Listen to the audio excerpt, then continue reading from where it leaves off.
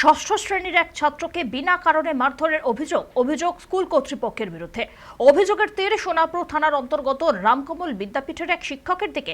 ছাত্রের পরিবারের অভিযোগ, শনিবার বিকেল বেলায় স্কুল ছুটি হয়ে যাওয়ার পর উঁচু ক্লাসের ছাত্রদের দিয়ে ওই ছাত্রকে জোর করে ডেকে পাঠানো হয় স্কুলের ভেতর।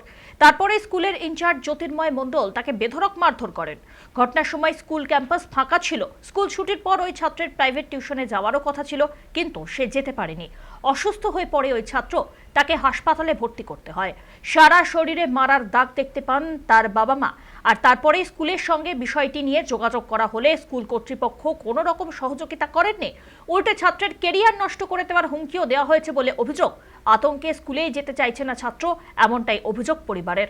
এরপরেই সোনারপুর থানায় স্কুল ইনচার্জ জ্যোতির্ময় মণ্ডলের বিরুদ্ধে অভিযোগ দায়ের করায় আহত ওই ছাত্রের পরিবার। বিষয়টি তদন্তের দাবি জানিয়েছেন তারা।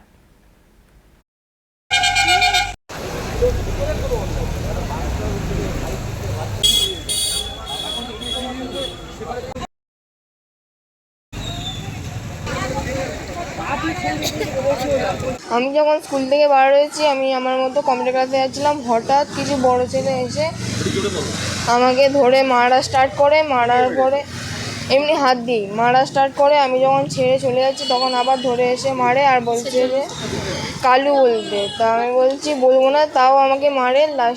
লাস্টে আমি কালু বলে চলে যাই আমার কম্পিউটার সেন্টারে। ওখান থেকে আমাকে কিছুক্ষণ পরে ডাকিয়ে এনে আমাকে দুতলা আসতে বলা হয়। দুতলায় গিয়ে আমাকে মারা হয়েছে।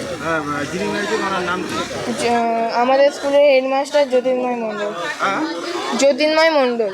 মারার কারণ কিছুই বলেননি, শুধু মারা স্টার্ট করছে। আমাদের অভিযোগ, শনিবার দিনকে স্কুল ছুটি হয়ে যাওয়ার পরে আমার ছেলে যখন প্রাইভেট টিউশনে যাচ্ছিল, রাস্তা থেকে হেডমাস্টার ডেকে নিয়ে এসে বদ্ধ ঘরে ফাঁকা স্কুলের মধ্যে খুব মারে, যেটা হচ্ছে অমানুষের মতন। মানে এটা কোনো সুস্থ মস্তিষ্কে মাস্টার মারতে পারে না, এটা অসুস্থ মাস্টার হলেই এরকমভাবে মারতে পারে। এবং এমনভাবে মেরেছে যে আমার ছেলে রাত্রিবেলা জ্বর এসেছে, হসপিটালাইজ করতে হয়েছে, এবং কি উল্টি বমি করেছে। এবং কি আমাদের গার্জিয়ান হিসাবে আমাদেরকে স্কুল থেকে কোনো রকমভাবে যোগাযোগ করেনি, কোনো রকমভাবে জানায়নি।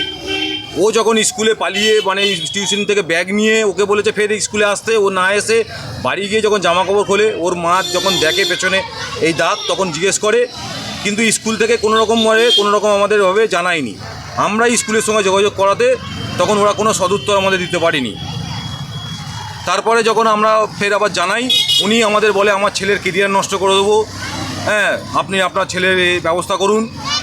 পরে আমরা যখন হসপিটালাইজ করি, ডাক্তারমশাই আমাদেরকে দেখে বলছে খুব বাজে কন্ডিশনে আছে, একে ইমিডিয়েটলি ভর্তি করাতে হবে। আমরা কালিকাপুর গ্রামীণ হসপিটালে দেখিয়েছি, আমরা ওখানে মেডিকেল করিয়েছি।